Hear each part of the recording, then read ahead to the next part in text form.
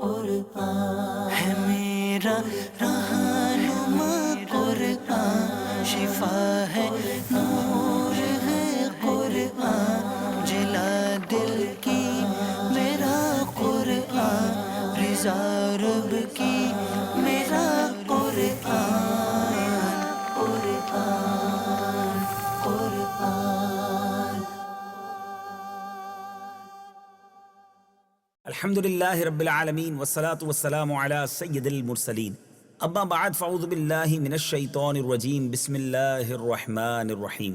الصلاة والسلام علیکہ یا رسول اللہ وعلی آلکہ واصحابکہ یا حبیب اللہ، الصلاة والسلام علیکہ یا نبی اللہ وعلی آلکہ واصحابکہ یا نور اللہ۔ میٹھے میٹھے اسلامی بھائیوں اور مدنی چینل کے ناظرین، سلسلہ ہے ایک قصہ ہے قرآن سے۔ قرآن ہے میرا رہنما، قرآن شفا ہے، نور ہے قرآن، جلا دل کی میرا قرآن، رضا رب کی میرا قرآن، قرآن قرآن۔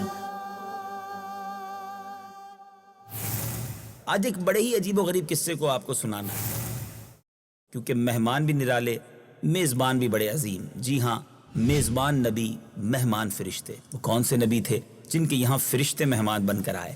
حضرت ابراہیم علیہ السلام بہت مہمان نواز تھے۔ منقول ہے کہ جب تک آپ کے دسترخوان پر مہمان نہیں آ جاتے تھے، آپ کھانا تناول نہیں فرماتے تھے۔ ایک دن مہمانوں کا ایک ایسا قافلہ آپ کے گھر اتر پڑا کہ ان مہمانوں سے آپ خود خوفزدہ ہو گئے۔ یہ حضرت جبریل علیہ السلام تھے جو 10 یا 12 فرشتوں کے ہمراہ تشریف لائے تھے اور سلام کر کے مکان کے اندر داخل ہو گئے۔ یہ سب فرشتے نہایت ہی خوبصورت انسانوں کی شکل میں تھے۔ اولاً تو یہ حضرات ایسے وقت تشریف لائے جو مہمانوں کے آنے کا وقت نہیں تھا، اور پھر یہ حضرات بغیر اجازت کے گھر میں اندر تشریف لے آئے، اور پھر جب کھانا پیش کیا گیا تو انہوں نے کھانے کا بھی منع کر دیا۔ تو ان مہمانوں کی ان تینوں باتوں، ان اداؤں کو دیکھ کر حضرت ابراہیم علیہ السلام کو کچھ خدشہ گزرا کہ شاید یہ لوگ دشمن ہیں، کیونکہ اس زمانے کا یہی رواج تھا کہ دشمن جس گھر میں دشمنی کے لیے جاتا تھا اس گھر میں کچھ کھاتا پیتا نہیں تھا۔ چنانچہ آپ ان مہمانوں سے کچھ خوف محسوس کرنے لگے۔ یہ دیکھ کر حضرت جبرائیل علیہ السلام نے کہا کہ اے اللہ کے نبی، آپ ہم سے بالکل کوئی خوف نہ کریں، ہم اللہ تعالیٰ کے بھیجے ہوئے فرشتے ہیں، اور ہم 2 کاموں کے لیے آئے ہیں۔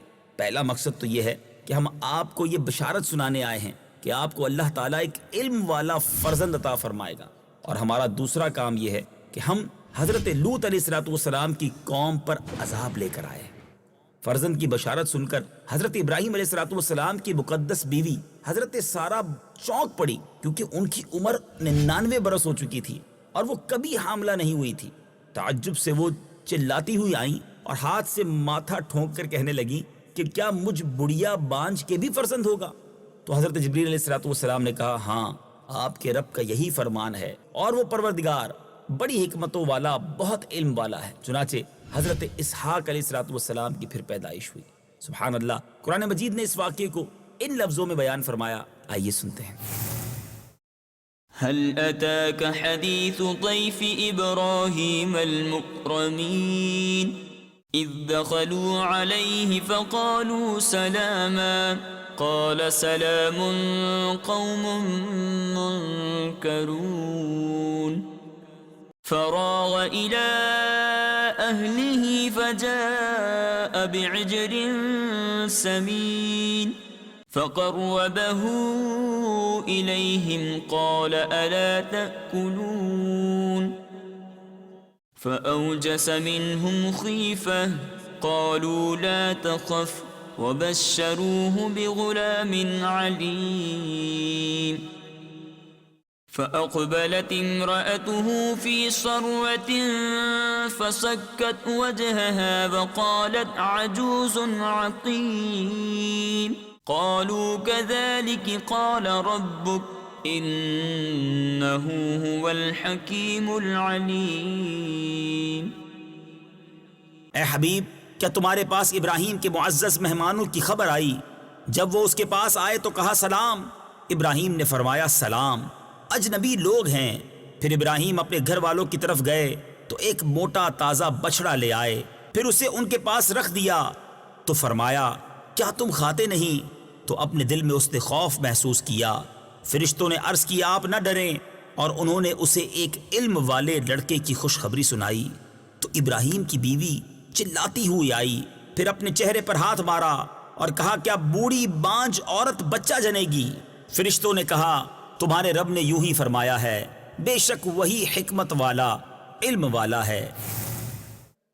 میٹھے میٹھے اسلامی بھائیوں اور مدنی چینل کے ناظرین، اس واقعے سے کیا سیکھنے کو ملتا ہے؟ سبحان اللہ، ہدایت کی یہ روشنی ملتی ہے کہ ملائکہ کبھی کبھی آدمی کی صورت میں لوگوں کے پاس آیا کرتے ہیں۔ چنانچہ بعض روایتوں میں یہ بھی آتا ہے کہ حج کے موقع پر حرم کعبہ، مینا، عرفات، مزدلفہ وغیرہ میں کچھ فرشتوں کی جماعت انسانوں کی شکل و صورت میں مختلف بھیس بنا کر آتی ہیں۔ اس لیے حجاج کرام کو لازم ہے کہ مکہ مکرمہ، مینا، عرفات، مزدلفہ، طواف کعبہ و زیارت مدینہ منورہ کے ہجوم میں ہوشیار رہیں، ہرگز کسی انسان کی بھی بے ادبی اور دل آزاری نہ ہونے پائے، تاجروں یا فقیروں سے جھگڑا تکرار نہ ہونے پائے۔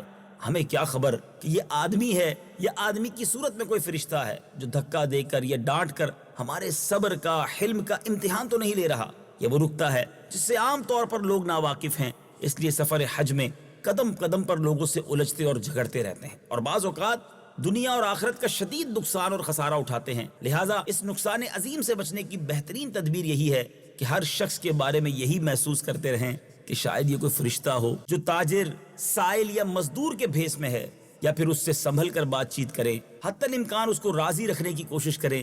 ہرگز کسی تلخ کلامی یا سخت گوئی کی نوبت نہ آنے دیں کہ اسی میں سلامتی ہے۔ سبحان اللہ۔ میرے میٹھے اسلامی بھائیوں، اب چلتے ہیں ایک اور خوبصورت واقعے کی طرف۔ واہ، اشارہ میرے نبی کا، سبحان اللہ، کیا شان ہے میرے آقا کی۔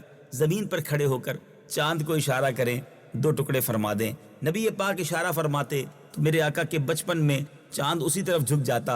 امام عشق و محبت اعلیٰ حضرت لکھتے ہیں نا، چاند جھک جاتا جدھر، انگلی اٹھاتے مہد میں، کیا ہی چلتا تھا اشاروں پر کھلونا نور کا۔ سبحان اللہ۔ اب جب نبی پاک علیہ السلام نے مکہ پاک میں یہ معجزہ دکھایا، یعنی چاند کو 2 ٹکڑے فرمایا تھا، ایک ٹکڑا جبل ابو قبیس پر نظر آیا اور دوسرا ٹکڑا جبل کعی کعان پر دیکھا گیا۔ اس طرح چاند کو 2 پارا کر کے نبی پاک علیہ السلام نے کفار مکہ کو دکھا دیا اور فرمایا اے لوگوں گواہ ہو جاؤ۔ اب یہ دیکھ کر بھی ان بدبختوں نے کیا کہا کہ محمد صلی اللہ تعالی علیہ وسلم نے معاذ اللہ ہماری نظر بندی کر دی ہے، ہم پر جادو کر دیا ہے۔ اور انہی کے جماعت کے لوگوں نے کہا کہ اگر یہ نظر بندی ہے تو مکہ کے باہر کسی آدمی کو چاند کے 2 حصے نظر نہ آئے ہوں گے، لہٰذا اب باہر سے جو قافلے آنے والے ہیں ان کی جستجو رکھو، مسافروں سے دریافت کرو، اگر دوسرے مقامات سے بھی چاند کا شک ہونا دیکھا گیا ہے تو بے شک یہ معجزہ ہے۔ چنانچہ سفر سے آنے والوں سے دریافت کیا گیا تو انہوں نے بیان کیا کہ ہم نے دیکھا اس روز چاند کے 2 ٹکڑے ہو گئے تھے۔ اس کے بعد مشرکین کو انکار کی گنجائش نہ رہی، لیکن وہ لوگ اپنے عناد سے اس کو جادو ہی کہتے رہے۔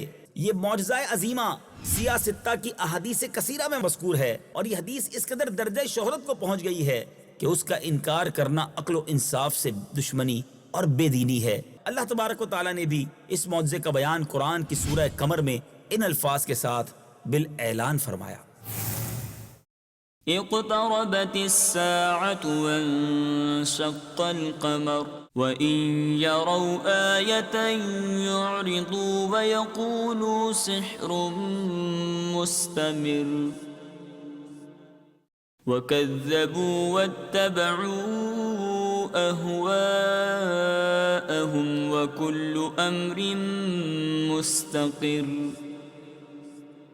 قیامت قریب آ گئی اور چاند پھٹ گیا، اور اگر کفار کوئی نشانی دیکھتے ہیں تو منہ پھیر لیتے ہیں اور کہتے ہیں یہ تو کوئی دائمی جادو ہے، اور انہوں نے جھٹلایا اور اپنی خواہشوں کے پیچھے ہوئے اور ہر کام قرار پا چکا ہے۔ سبحان اللہ، سبحان اللہ۔ میرے میٹھے اسلامی بھائیوں، معجزہ شق القمر پیارے آقا علیہ السلام کا ایک ایسا بے مثال معجزہ ہے جو اس آیت کریمہ اور بہت سی مشہور حدیثوں سے ثابت ہے۔ اور میرے میٹھے اسلامی بھائیوں، ذرا غور کیجئے، کیا شان ہے میرے آقا کی۔ چاند پر سائنس ترقی کرنے کے بعد پہنچتی ہے، میرے آقا 1450 سال پہلے زمین پر کھڑے ہو کر اشارہ فرماتے ہیں تو چاند 2 ٹکڑے ہو جاتا ہے۔ کتنی پیاری بات امام عشق و محبت لکھتے ہیں، اشارے سے چاند چیر دیا، چھپے ہوئے خور کو پھیر دیا، گئے ہوئے دن کو عصر کیا، یہ تاب و تواں تمہارے لیے۔ سبحان اللہ، میرے آقا کا معجزہ، اور وہ بھی قرآن کی زبانی آج ہم نے سنا۔ مدنی چینل دیکھتے رہیے، اگلے سلسلے میں کچھ اور قرآنی قصے لے کر حاضر ہوں گے. صلو علی الحبیب صلی اللہ تعالی علی محمد صلی اللہ علیہ وسلم. قرآن ہے میرا رہنما، قرآن شفا ہے نور